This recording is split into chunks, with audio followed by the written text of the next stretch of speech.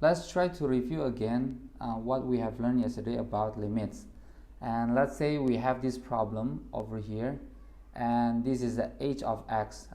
Let me change this into f of x. Okay, so we are told to define the behavior of f of x for x near to 7, and the second is for x near to 3, referring to this graph. Now, if for the first one, the behavior of f of x for x near to 7, so we just look at the x equal to 7, and what are the behavior? There are 4 behavior. The first one is to know what is the limit of x approaching 7 from the left side. The negative over here doesn't mean that the 7 is negative, but the negative over here indicates the approaching the value of y from the left side. Okay, so that is one of the common mistakes. I'm going to repeat it again later. So this is for f of x. As you can see, when you try to approach the value from the left side, when x approaching 7, you can see that it comes near to negative 5. Okay, yeah, so this will be equal to 5. And then the second behavior that we want to know is what is the limit of x approaching 7 from the right side. So let's see. Then it goes down, up to 7, and we can see that it stopped over here, and that's referring also to 5. Okay, so we can conclude from the first and the second behavior that the limit of x approaching 7 for f of x will be equal to 5. Okay, so I can conclude from the first and the second. Then we have the third statement, and then the fourth one about the behavior is about what is the f of 7. The f of 7 in this case is defined equal to 5. Yeah, let's check for the second. Okay, and I hope from this example it gives us more understanding. The behavior of f of x for x near to 3. So I'm going to write first all of this. Okay, so there are 4 behavior that we must fill. The first one is the limit of x approaching 3 from, again, the left side. So as you can see, when I try to approach it from the left side, then it comes near to negative 3. Yeah, so I'll write this negative 3. And when I try to approach it from the right side, I'll have that this comes near to the value of 1. Okay, and by having these two, which from the left side I get negative 3 and from the right side I get 1, then I can conclude that for the limit of x approaching 3 is not exists. Yeah. And what about the f of 3? So take a look.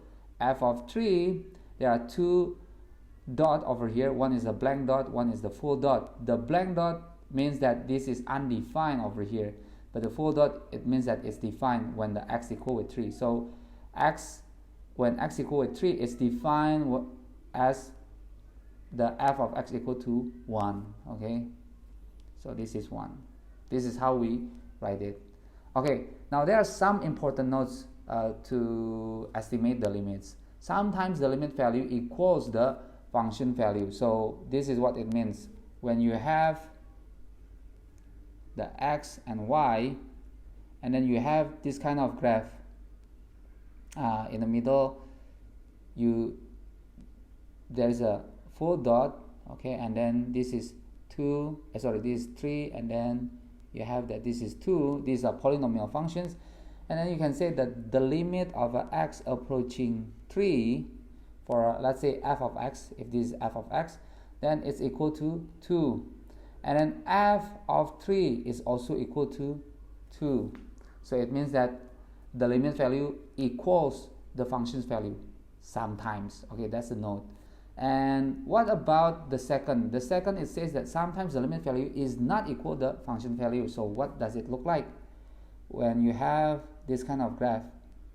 It goes like this, and then there's a blank dot, okay, and then you have it like this. This is 3, and then this is 2, and let's have another point over here, which is that this is 3, 4. So I can say that the limit of x approaching 3 for f of x, even it's undefined over here, but the limit is defined, okay, so that's equal to 2. But the f of 3 will be equal to 4, which is, let's say over here, this is 4, yeah. Okay, and you can see that it's not equal. The limit and the function's value is not equal. What about the third one? Just because a function is undefined for some x value doesn't mean there's no limit. This is what it means. As you can see over here, when the x equal to 3, okay, it's undefined. So I can put it limit of x approaching 3 for f of x is equal to 1, okay, but the f of 3 is undefined. Now let's have the last one. The last one, it says that on the flip side, when a function is defined for some x value, doesn't mean that the limit necessary. So you can have it like this. Let's put, blue color. As you can see over here, that it's defined at x equal with 2. So I can say that f of 2 equal with 3, but the limit of x approaching 2 for f of x is not exist, yeah, because you try to approach it from the left side, it goes to 3, but from the left side it goes to 3, but from the right side you get 5, okay, that's why. There are some common mistakes also when estimate the limits, assuming function value is the limit value, like what we had before. Okay, so it's not always that the limit of x approaching c for f of x is not always, okay, equal to f of c. Not approaching from both sides, that's also the common mistake. And then assuming left sides means negative. When you have a limit of x approaching c negative over here, so the negative here, it means the left side. It doesn't mean that this c becomes negative c, okay, wrong, okay, that's the common mistake. So let's get into our lesson. On the previous lessons, we learned that the limits of polynomial and rational functions is equal to the function value. That's happened for the polynomial functions and also for any rational functions which has non-zero denominator. But when we have problem 8, and we will see that this will be a 0 denominator, okay, so this is not applied. So what we have to do, okay, then for a, we can try again to approach from the left side and from the right side. So I'm going to put two tables, okay. As always, when we try to find the limit, we want to approach it from the left side and from the right side. So in this case, when you have a limit of x approaching negative 3 and try to substitute to negative 3, you'll get that this is 0, negative 3 plus 3 equal to 0, and then you have negative 3 squared, which is 9, plus with 4 times with negative 3, which is negative 12, plus with 3. So you'll have 0 over 0, okay. So let's see what happened when we try to approach it from the left side and from the right side.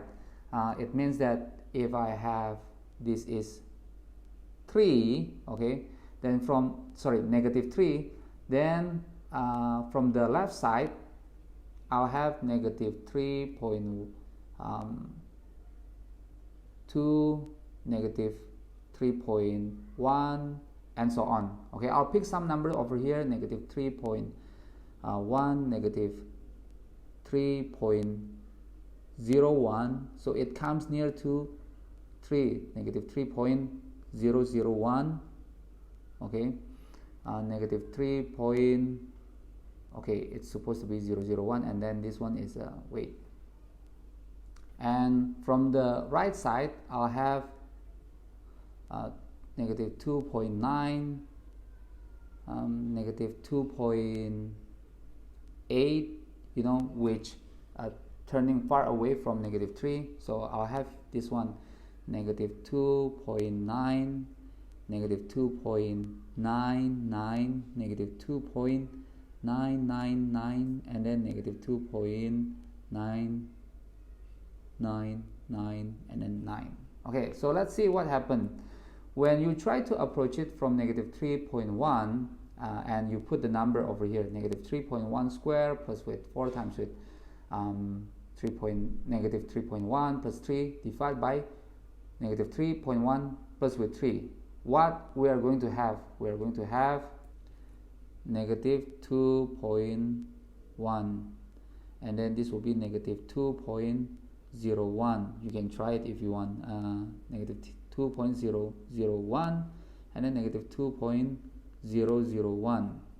Now, what if we try to approach it from the right side over here? Then we'll get negative 1.9, negative 1.99, negative 1.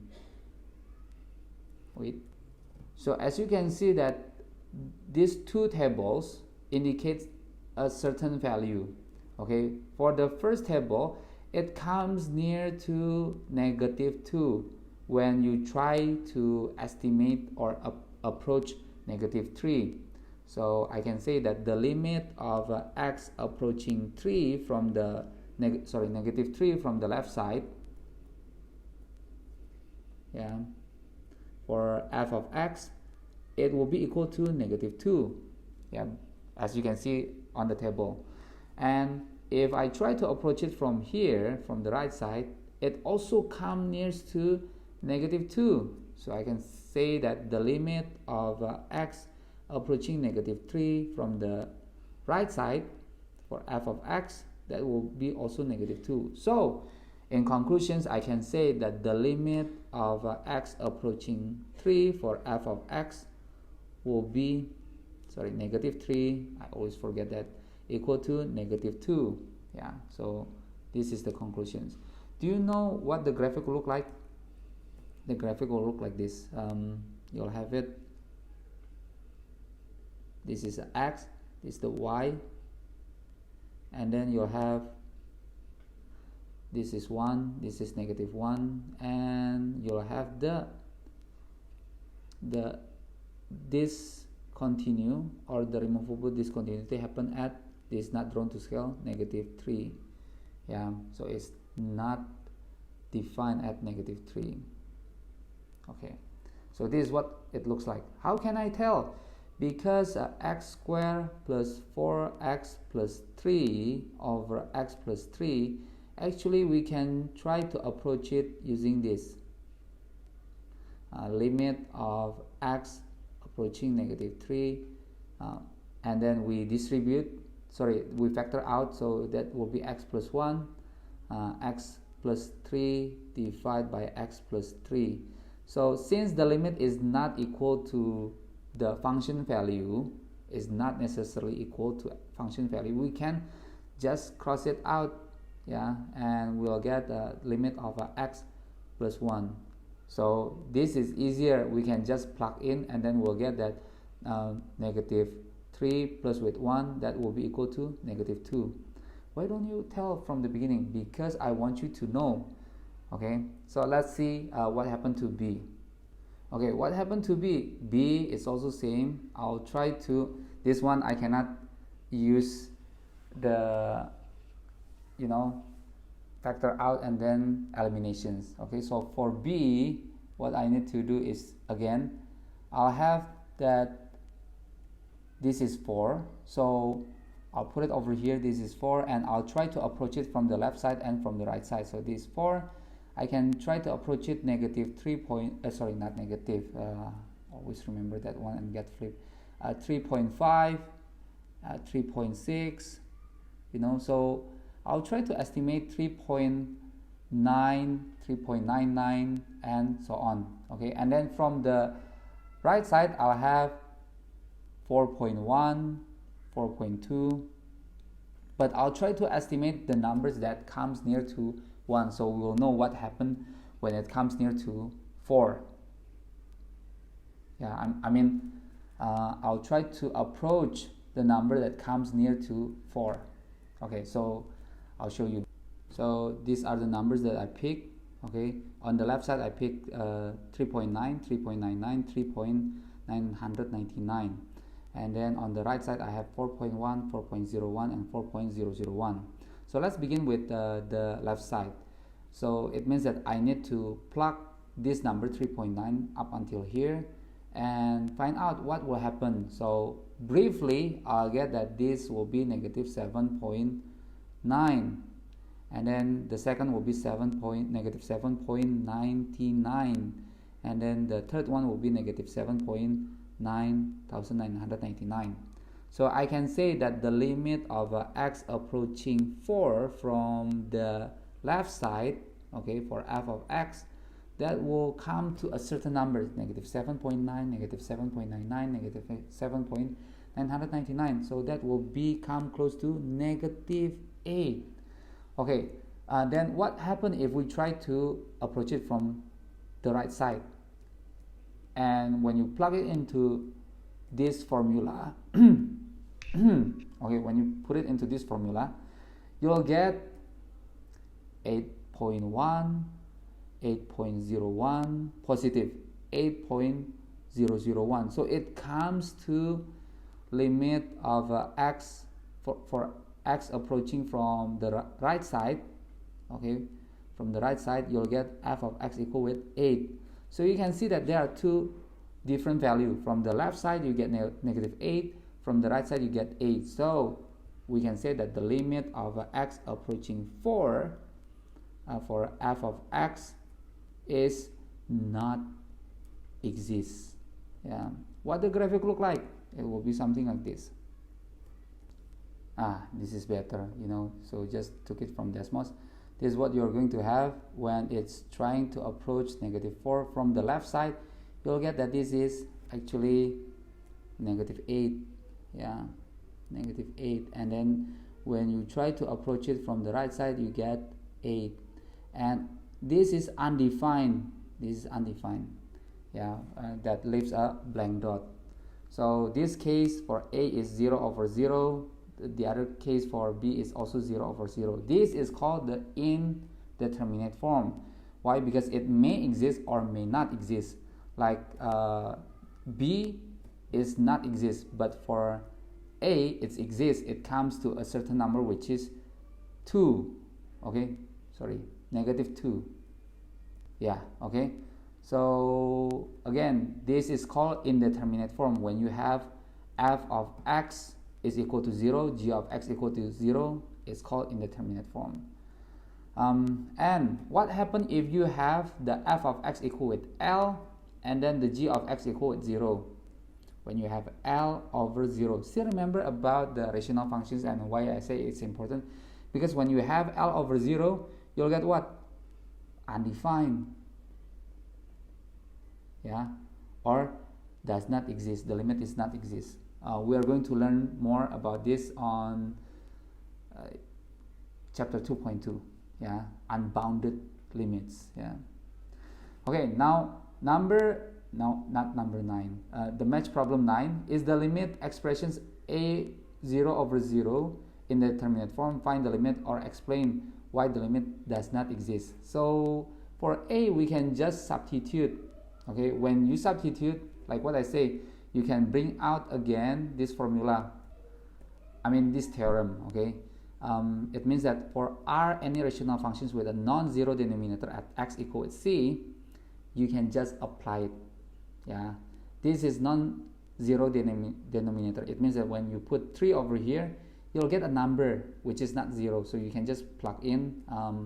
You'll get 3 plus 1 divided by 3 plus 3. So you'll get 4 divided by 6 or equal with 2 over 3. Let's get into B. Okay, I'll probably erase this thing. Okay, wait. B case is also same. You can just plug in without being worried that the denominator is 0. So you'll have 3 minus 3 divided by 3 squared plus with 9, which is 0 divided by 9 plus 9, 18. So that will be equal to 0. So don't be worried if you have 0 over 18. That will be equal to 0. What you should be worried if you get 18 divided by 0. That will be not exist, okay, or unbounded.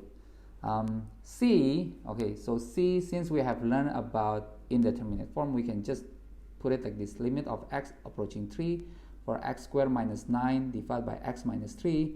Factor out, then you'll get limit of x approaching 3 for x minus 3, x plus 3. This when you factor out the numerator, divided by x minus 3. So then you cross out these two, and it left us with limit of x approaching 3 of x plus 3. Remember that this is not function value, so you can just eliminate it just like that. And then plug the numbers in, so you'll get 3 plus 3, that will be equal to 6. Okay, so the last one is about the limits of difference quotients, and why this is important, because it will lead us to the slope, the gradient, the differentials. This is why it's important. And it says that when the limit of this part, okay, the numerator is equal to 0 and the h is approaching 0, then the limit is indeterminate form. Of course, when you put that the h is approaching 0 and then this is also approaching 0, so you'll get 0 over 0. This will be indeterminate form. Yeah.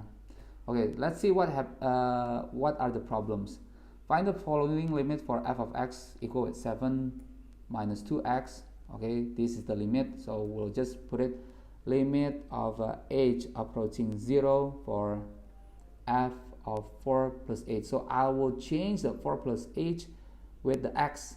Yeah, so that will be 7 minus 2 and then times with 4 plus h, and minus with f of 4. So that will be 7 minus 2 times with 4 divided by h. Simplify everything. So limit with h approaching 0. Yeah, then we'll have 7 minus 8 minus 2h minus 7 plus with 8. Yeah, divided by h, and then limit of h approaching 0, and 7 with negative 7, negative 8 with 8, and then I'll have negative 2h over h. So we can put it as a limit of h approaching 0 is negative 2, and this is constant, then we'll get negative 2. So this is the limit, okay, negative 2. We'll discuss this further about the differentials later.